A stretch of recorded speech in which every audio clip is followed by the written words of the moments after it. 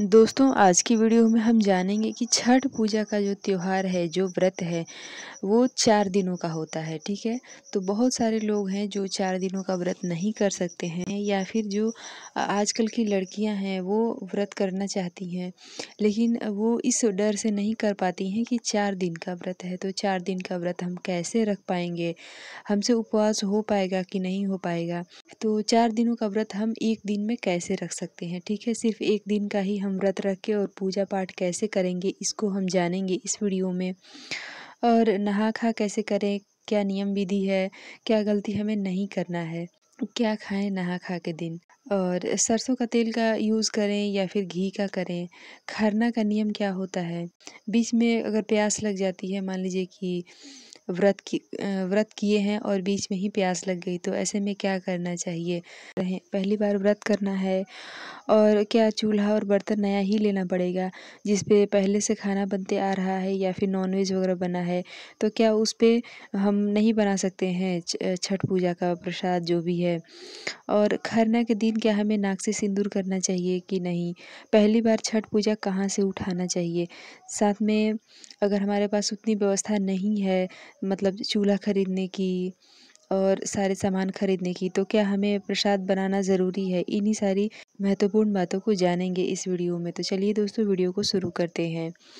देखिए दोस्तों, सबसे पहले तो हम यही देख लेते हैं कि वो जो 4 दिनों का व्रत है वो 2 दिनों में या फिर 1 दिनों में कैसे किया जाता है। तो देखिए दोस्तों, इसका एक आसान से तरीका है, आसान सी विधि है। जैसे कि 4 दिन में 1 दिन नहाए खाए होता है, दूसरा खरना, तीसरा बड़ी अर्घ और चौथा वापसी। तो ऐसे आप जो है एक व्रत भी कर सकते हैं, ठीक है, जिसको छोटी छठ बोला जाता है खरना को, ठीक है, और बड़ी छठ बोला जाता है जिस दिन हम शाम के समय डूबते हुए सूर्य देव को अर्घ देते हैं। तो अब ऐसे में हम जो है सिर्फ बड़ी छठ भी, मतलब बहुत सारे लोग करते भी हैं और मतलब उस तरह से आप व्रत भी कर सकते हैं। तो आपको क्या करना है, जैसे कि नहा खा जिस दिन हमारा रहेगा, मतलब जिस दिन सबका नहा खा रहेगा उस दिन आपका नहा खा नहीं रहेगा, ठीक है। आपका नहा खा रहेगा खरना के दिन, और जिस दिन आपको दिन बड़की छठ भूखना है उस दिन आप उपवास रहेंगी उसी तरह से, ठीक है। सिर्फ आप खरना के दिन उपवास रहा जाता है वो आप नहीं रहेंगी, सिर्फ आप बड़ी वाली छठ के दिन उपवास रहेंगी, और लेकिन शुद्ध और सात्विक ही भोजन करेंगी खरना के दिन, ठीक है। ऐसा नहीं कि हम कुछ भी मतलब लहसुन प्याज खा लिए, तो ऐसा बिल्कुल भी नहीं करना है। तो इस तरह से आप सिर्फ एक व्रत रख के भी छठ पूजा को कर सकते हैं। तो इस तरह से 4 दिनों का व्रत जो है आप 1 दिन के उपवास में व्रत को रख सकते हैं। अब है कि नहा खा हमें कैसे करना है। तो देखिए दोस्तों, नहा खा करने के लिए सबसे पहले तो हमें अपने घर में बहुत मतलब साफ़ सफाई की ज़रूरत होती है छठ पूजा में। कहीं कोई मतलब गंदगी न रह जाए, बिल्कुल मतलब इतना डर डर के हर एक काम करना होता है कि कहीं कुछ गलती से भी गलती ना हो जाए। तो ऐसे में आपको मतलब बिल्कुल स्वच्छता का ध्यान रखते हुए नहा खा का भोजन बनाना है। तो अगर आप मतलब खुद के लिए भी बना रही हैं तो आपको स्वच्छ रहना ज़रूरी है, साफ़ सफाई रखना ज़रूरी है, और आप अपने मतलब घर के बड़ों के लिए नहा खा के लिए भोजन बना रही हैं तो स्वच्छ रहना ज़रूरी है। नया चूल्हा होगा, नहा खा जो है दिन में किया जाता है तो थोड़ा लेट ही लोग करते हैं।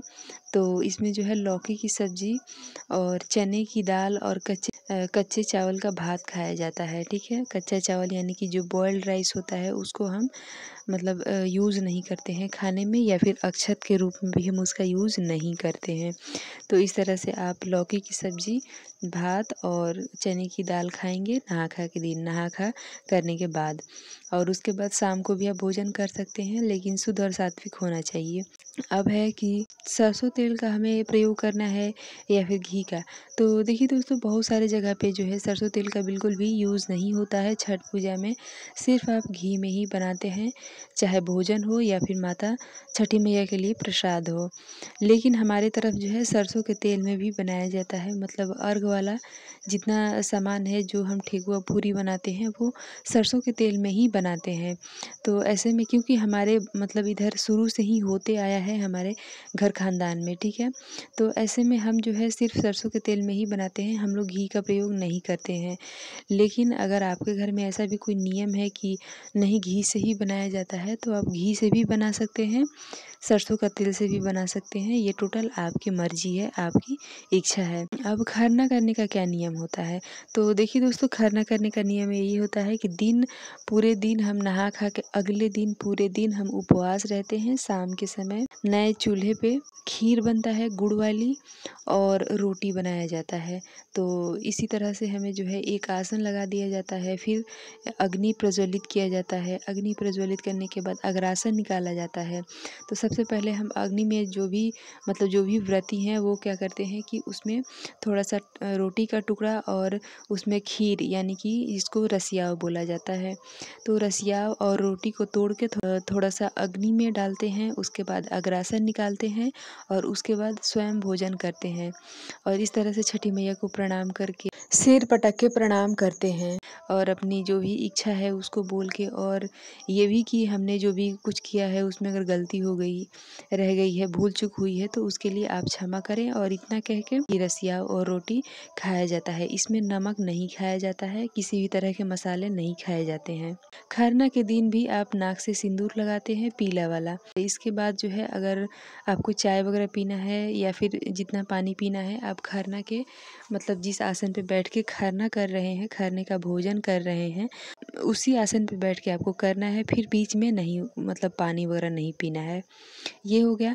अगला है कि अगर हम छठ पूजा किए और बीच में ही प्यास लग गया, बहुत ज़्यादा लग गया, अब क्या करें?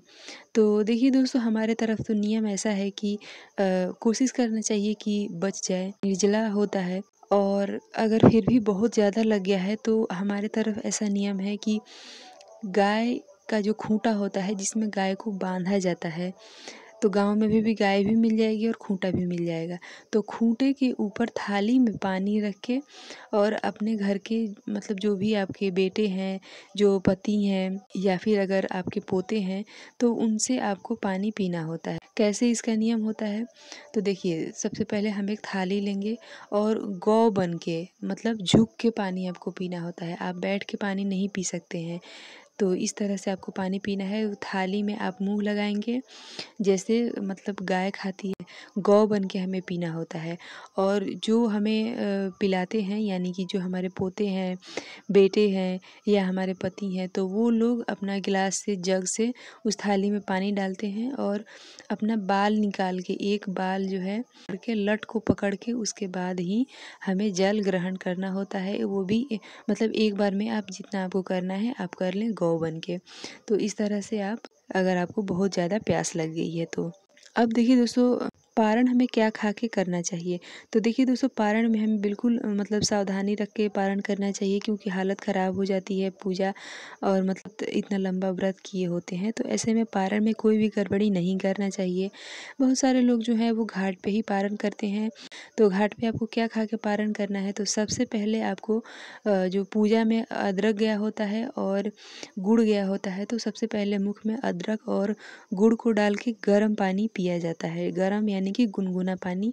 तो सबसे पहले अपने मुख में अदरक और गुड़ डालेंगे, उसके बाद जो है उसको चबा के खाएंगे, और उसके बाद हल्का गुनगुना पानी पिएंगे। ठीक है, ठंडा पानी अब ना पिएं, क्योंकि गला खराब होने का भी डर रहता है। तो इस तरह आप पारण करें। अब है कि क्या हमें नया बर्तन लेना चाहिए? क्योंकि हमारे पास नया बर्तन नहीं है, हम पहली बार छठ करना चाह रहे हैं। तो जी हाँ, आपको नया बर्तन लेना पड़ेगा, आपको नया चूल्हा। इसमें कोई भी वो नहीं है कि हम नॉनवेज खाए हैं, लहसुन प्याज, यहाँ तक कि इसमें जो भी लहसुन प्याज भी बना हुआ जो बर्तन होता है उसका भी हम इस्तेमाल नहीं कर सकते हैं। तो आप नॉनवेज का तो वैसे भी नहीं करेंगे। तो इस तरह से आपको नया बर्तन ही लेना पड़ेगा, नया चूल्हा ही लेना पड़ेगा। उसके बाद ही इस व्रत को आप कर सकते हैं। इस व्रत के लिए आप प्रसाद बना सकते हैं। हम बर्तन नहीं खरीद सकते हैं, चूल्हा हम नहीं खरीद सकते हैं, उतना बजट नहीं है, तो किस तरह से हम पूजा पाठ करें, किस तरह से छठ पूजा करें? तो देखिए दोस्तों, इसमें कहीं कोई नियम ऐसा नहीं होता है कि आपको ठेकुआ पूरी से ही अर्घ देना है। आप पान, फूल और फल से भी अर्घ दे सकते हैं। आप सिर्फ फल से भी अर्घ देके और इस व्रत को कर सकते हैं। अब ऐसा नहीं है कि आपको सिर्फ पकाया हुआ भोजन ही चाहिए। आप कच्चे फलों, सब्जियों से भी व्रत कर सकते हैं। क्योंकि छठी मैया में हर प्रकार के फल, हर प्रकार की सब्जी भी चढ़ाई जाती है। अब है दोस्तों कि क्या हमें ये व्रत को कहाँ से उठाना चाहिए? तो देखिए दोस्तों, छठ पूजा का जो व्रत होता है वो उठाने का यही नियम होता है कि सबसे पहले हमें अपने मायके से उठाना चाहिए, जो कि शुभ होता है और सही भी माना जाता है। तो आपको पहली बार जो है छठ पूजा अपने मायके से ही उठाना चाहिए। लेकिन किसी कारणवश आप मायके नहीं जा सकते हैं, तो आप जो है ससुराल से भी उठा सकते हैं। तो आशा करती हूँ दोस्तों कि छठ पूजा से जुड़ी ये महत्वपूर्ण जानकारी आपको अच्छी लगी होगी। वीडियो पसंद आए तो लाइक करें। मिलती हूँ इसी तरह से एक और नए वीडियो के साथ। तब तक के लिए प्रेम से बोलिए छठी मैया की जय।